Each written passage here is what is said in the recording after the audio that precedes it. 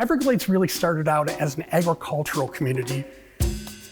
You look at this town and you think, this is a coastal fishing village, but its origins are really in supplying winter vegetables, first to the Union troops at Key West, but later on to markets up the East Coast. They had to get those vegetables somewhere, and they weren't growing in winter anywhere else in the United States except down here.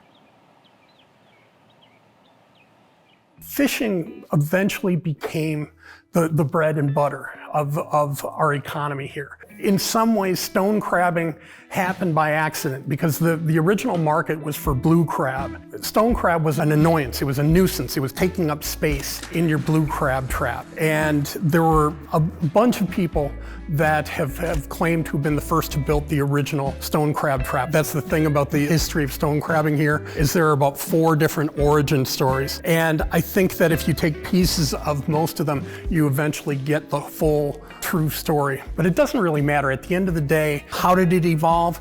It evolved from trial and error. We got a few crabs in today. We're going to cook them up. We got a little over 100 pounds there. We got about 200 pounds in the other basket as well. The boats bring them in. The guys on the boats will leave the dock at like 4 o'clock in the morning. A lot of them, they won't get back in until just did a little bit ago, like 4:30. And some of them even a little bit later than that if it's a rough day. So they put in some really, really long days.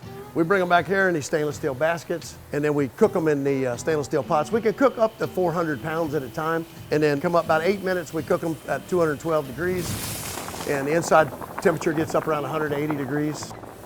Put them in that tank back there, the second tank, and it cools them. And then after this process, we put them on the table. And this is the absolute most self-sustainable seafood that we have in this area because we can break the claws off the crab regenerates new claws. We don't have any other seafood in the area that we don't have to kill. I mean, it really is a green industry.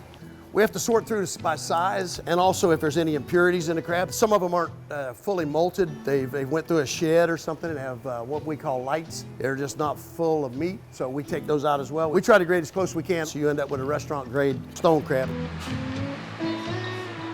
We've been in Everglades City since 1979, but Dad was doing this when he was a kid. Not stone crabbing, but he was net fishing and all. They did a lot of seine fishing. 2 years after I graduated high school, we moved up to Everglades City.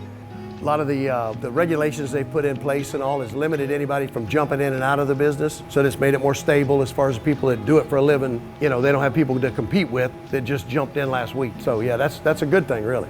It's huge for the base of the town, you know, so now we have an industry instead of just tourism. Even though it depends on tourism too, it puts us more on a steadier platform.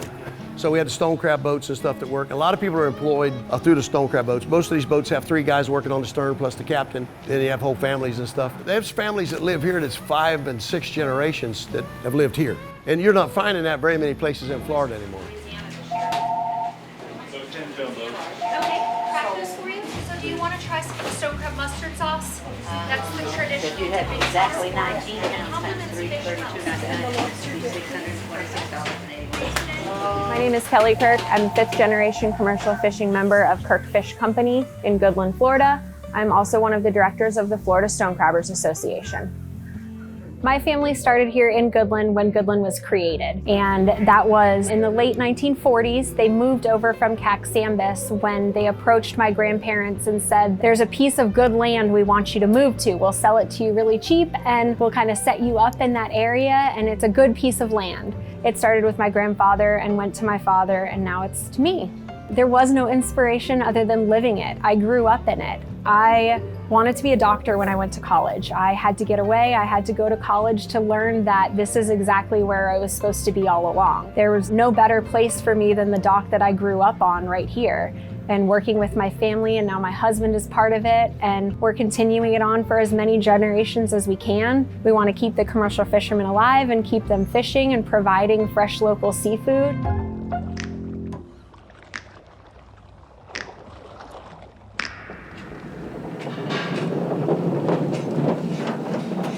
Stone crabbing has always been what we've done. That it's part of who we are, and what I grew up doing was watching my dad stone crab or trap fish throughout the years. And they say that stone crabbing started in Everglades City, which is just 20 minutes away from us, and it really did. And there are times throughout seasons that Collier County produces up to 40% of the stone crabs in the state. So although the fishing fleet is not as big as it once was, we're still producing a huge product for the consumers all over Florida and beyond, and we're in the hub of it. Collier County does a lot of it, whether it's here in Goodland or right next door in Everglades City. The way we operate is we grade out medium, large, jumbo, and colossal, and each size designates, like we have a rule as far as how big they have to weigh to qualify for each size. So you'll see us, I'm standing here picking out mediums because I know right off the bat that it's a medium. I know the size and the weight of it, I can do that. Once you get into the bigger sizes, we always weigh them to make sure that they're going into the right basket. People are drawn to stone crabs because we're renewable, we're sustainable. We're not killing the crab by removing its claws, and we're protecting the crab. We want to make sure that stone crabs are a viable and sustainable resource for us for decades to come. Florida Stone Crabbers Association was formed in 2020, and it was myself and two other women, Carrie Doxey and Holly Dudley, both highly invested in the industry with deep ties here as well. And we've all worked really hard to unite the industry and make sure that both the stone crab is represented and the stone crabber is represented. And we also want to make sure that we're bridging that gap between management, the biology, and the actual fisherman side. And yes, stone crabs are shipped out. People get them in other parts of the country, or people can freeze them and eat them that way, but there's nothing like fresh off the dock, that day's product, ready to eat right then and there. This room actually used to be our apartment. The front dining room was the bar. It's called the Little Bar because it was very small. We had a little pool table there and 15 stools. And where the bar is now in the back dining room used to be a grocery store that we ran. We just changed and remodeled all the insides. We collect things. The woodworks from our houses up north. This room's from the Star Everglades, the houseboat. It sunk under the bridge. My dad tried to help salvage it, and it was still going down, so the owner let us take whatever wood we wanted. It was in the movie The Wind Across the Everglades. Burl Ives, Gypsy Rose Lee, President Roosevelt were all on the boat. So it's very special to us. My parents bought a property in the late 60s. I moved permanently here in 72, and this came up for sale, and we thought, oh, this would be good, something interesting to do, because I fell in love with Goodland. We try to do all our seafood locally. We get our fish in daily. It's fresh from our next door, the Kirk Fish. I've known the Kirks forever, and we know they're fresh because we see the boats coming in every day. The phone, half the time, the phones that ring, do you have stone crabs? Do you have stone crabs? Do you have stone crabs? People would love to eat them all year round, but we only serve them during stone crab season when they're fresh.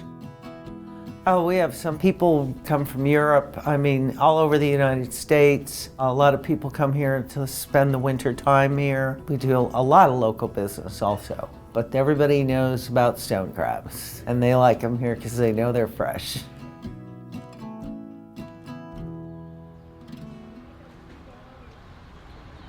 The staple and the emblem, right, of Truluck's is the stone crab. If and when you order that stone crab, you are gonna be assured of the quality of the standards, but the flavors of that ocean. To be a chef and to take pride in what I do and what I put out, knowing that this product is in my backyard, is something that I take pride in along with Truluck's, because being a part of this amazing brand allows me not to only do what I love, but it allows me to provide the guests something that is very local. We're also making sure that we're protecting the ecosystem by sustainably farming. Finding that special occasion for each individual guest, I think is profound. If those family businesses were to die out? It's a tough question. If stone crabs disappeared tomorrow, well, I'd be out of a job, first of all. Oh, it'd be lose a lot of jobs, be the biggest, the thing we'd see the first, but mainly we'd lose a lot of heritage. I think that we would lose a big part of our culture here. A lot of what Collier County and Naples and Marco Island were specifically founded on. Stone crabbing has been something that's been a mainstay. As the economy has shifted in one way or another, one industry has drifted off, stone crabbing has stayed there, and it's been something that the community can hang on to and also provide employment for people throughout the year. Would stone crabs still be available? Yes. Would they be fresh? No. I think that's unfortunately where the breakdown would be. The thing about stone crab is it's been a common thread for decades. You know, people come here specifically to experience stone crab in the stone crab capital of the world. I think that it would hurt financially, but I think it would hurt more because we don't get to share that with the world. We don't get to share what great product we have to offer with everyone. Whether it's from a farmer or whether it's from our stone crab, they take such pride in what they provide. I don't know anything but this. I grew up right here on this dock. I remember as a very young child jumping in a fish box and demanding new gloves so I could help unload my dad's commercial grouper boat when he went trap fishing. It's my whole life. I fished on this dock when I was bored. I sat on the back and read books. Everywhere you go, commercial fishing is such a family-oriented industry that there's always kids around. There's always the next generation watching and learning, and there is no product out there like stone crabs. There's no farm-raised stone crabs. There never will be. So we have to make sure that we're protecting both sides of it and encouraging the younger generation to come into the industry and setting them up for success.